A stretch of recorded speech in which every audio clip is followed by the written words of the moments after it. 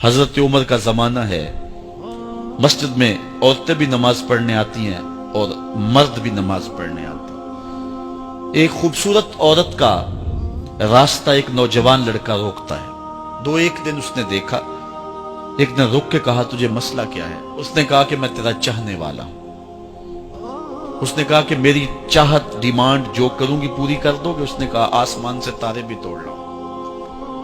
اس نے کہا بس میری ایک خواہش ہے، 40 دن حضرت عمر کے پیچھے نمازیں پڑھ لو، اس کے بعد 40ویں دن کی آخری نماز کے بعد یہاں میں منتظر ہوں گی تیری اور تیرا انتظار کروں۔ 40 دن نمازیں چلتی رہی۔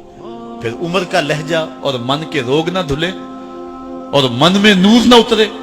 40ویں دن کی آخری نماز کے بعد وہ گردن جھکا کے جا رہا تھا، لڑکی اسبِ وعدہ کھڑی تھی۔ کہا گزر رہے ہو؟ میں اسبِ وعدہ کھڑی ہوں۔ کہا کھڑی رہو۔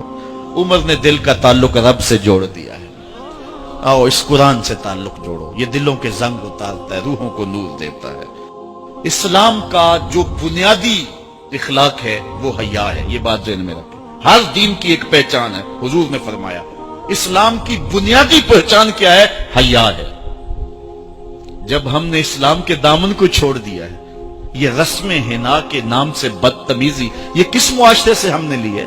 اور کیا بہوؤں بیٹیوں کا تماشا لگایا ہے، اور نیم برہنہ بیٹیاں لوگوں کی شہوانی نگاہوں کے سامنے ہیں، اور باپ بھی کھڑا ہے اور بیٹا بھی کھڑا ہے۔ نہ باپ کی آنکھوں میں حیا ہے، نہ بیٹے کی نظروں میں حیا ہے، نہ بھائیوں میں غیرت ہے، اور کہتے ہو اللہ کی رحمتیں ہمارے اوپر نازل ہوں۔ یہ تو شکر کرو پتھر نہیں برستے محمد عربی کے قدموں کا صدقہ۔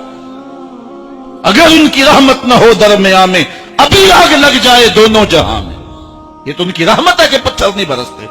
پچھلی قوموں نے ایک ایک جرم کیا، کسی کے اوپر پتھر برسے، کسی کے اوپر خون برسا، کسی کے اوپر ایسا زلزلہ آیا کہ نیچے والی جگہ اوپر اور اوپر والی بستیاں نیچے۔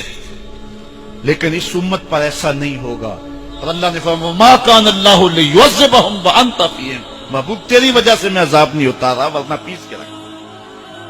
سر سے لے کر پاؤں تک ہم اسلام میں آ جائیں، چھوڑیں آدھا تیتر آدھا بٹیر، جہاں جی چاہا اسلام کے دامن میں آگے اور جہاں جی چاہا ادھر چلے جائیں۔ مسجد میں بھی چندہ دیا اور ہوٹل میں بھی شراب پی، رب بھی خوش رہے شیطان بھی راضی رہے، ایسا نہیں ہوگا۔ رب کہتے نہیں کہ میرے ہو تو پھر میرے ہی ہو۔ کوئی بھی غیرت مند محبوب نہیں جو ہے تسلیم کرتا کہ میرا محب کسی اور کی طرف نظر اٹھا کے بھی دیکھے، تو رب سب سے بڑا غیرت مند ہے، وہ نہیں چاہتا میرا ہو اور کسی اور کی طرف دیکھے۔ تم کون ہے؟ مغربی تہذیب لگتی کیا ہے تمہاری؟ اپنی ملت کا قیاس اقوام مغرب سے نہ کر، خاص ہے ترکیب میں تجھے قوم رسول آدمی۔ تم غیروں کی نکالیاں کرتے پھرتے ہو، تمہارے سامنے سیدہ عائشہ کی سیرت موجود نہیں ہے؟ تم مغرب کے ٹینوں بننے کی کوشش کرتی ہے میری بیٹی، تیرے سامنے محمد کی بیٹی فاطمہ کا نقشہ نہیں ہے؟ کدھر بھاگ رہی ہے؟ یہ بال کھول کے بازار میں کون جا رہا ہے؟ یہ نیم برہنہ کون جا رہا ہے؟ دیکھ محمد عربی تجھے کیا آواز دے رہے، ان کا لہجہ کیا، اس کو سن اور زندگی کو اس کی مطابقت میں گزار۔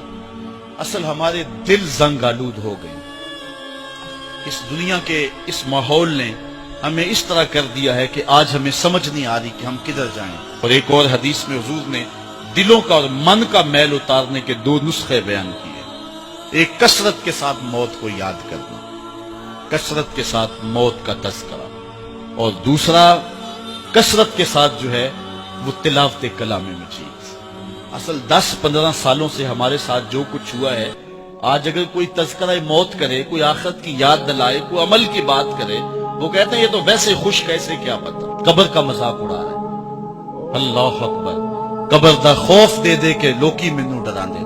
میں کہتا ہوں لوگ ہیں کون ڈرانے والے؟ منکر نکیر کا پتہ آمنہ کے لال نے دیا ہے۔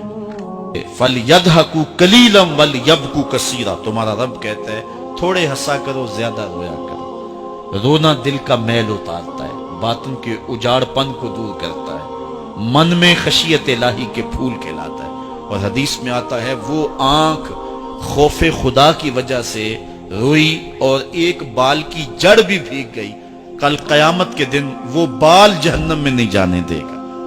عرض کرے گا مالک یا اسے جنت دے دے یا مجھے نکال لے، تو رب بال تو نہیں نکالے گا، اللہ تعالیٰ اس شخص کو جنت عطا فرمائے۔ لا خیر فی عین لا تبکی من خشیت اللہ، امام ابو نعیم نے لکھا حلیہ میں، اس آنکھ میں بھلائی کوئی نہیں ہے جو خوف خدا میں روتی نہیں۔ رونے کا مزاج بناؤ، طبیعت کے اندر نرمی پیدا کرو۔ اگر طبیعت سخت ہے، بعض لوگ تباً سخت ہوتے ہیں، تو روزانہ شام کے وقت قبرستان میں جا کر کے کچھ وقت گزار کے آیا کرو۔ اپنی طبع میں نرمی پیدا کرو، طبیعت میں سادگی پیدا کرو۔ اپنے زندگی کے معاملات کو زیادہ نہ پھیلاؤ کہ جو حساب دینا مشکل ہو جائے۔ مجھے اپنے والد گرامی کی ایک بات یاد آئی۔ آپ فرمایا کرتے تھے جس شخص سے پیار ہو جائے نا، اس کی آخرت کے لیے سوچا کرو کہ اس کی آخرت ٹھیک ہو جائے، اس کے لیے محنت کرو، کوشش کرو، جو تم کر سکتے ہو کہ اس کی آخرت ٹھیک ہو جائے۔ ہاں، ہر بندہ چاہتا تو یہ ہے کہ میری زندگی آسودہ ہو، آسودہ ضرور بناؤ زندگی کو، لیکن خیال رکھو کہ اس دنیا کی زندگی کی آسودگی سے آخرت کی آسودگی جو ہے وہ زیادہ عزیز ہے۔ یہ 4 دن کی زندگی ختم ہو جانی، تھوڑی ہے، بالکل سانسوں کی گنتی ہے اور ختم ہو جانے والی ہے، اور وہ زندگی نہ ختم ہونے والی۔ اس لیے خندق کھودتے صحابہ پر جب حضور کو پیار آیا تو دعا کیا دی، اے اللہ میرے انصار کو بھی بخش دے، میرے مہاجروں کو بھی بخش دے، چونکہ زندگی تو آخرت کی زندگی ہے۔ ان کی آخرت کی زندگی کے لیے خاص طور پہ دعا مانگی۔ اس لیے اپنی آخرت کی زندگی کے بارے ترجیحاً ہم سوچیں اور اپنی زندگی کو بہتری کی طرف لے جائیں۔ 5 گانا نماز شعار زندگی بنا لیں۔ زندگی جاتی ہے تو جائے، لیکن نماز نہ جانے پائے۔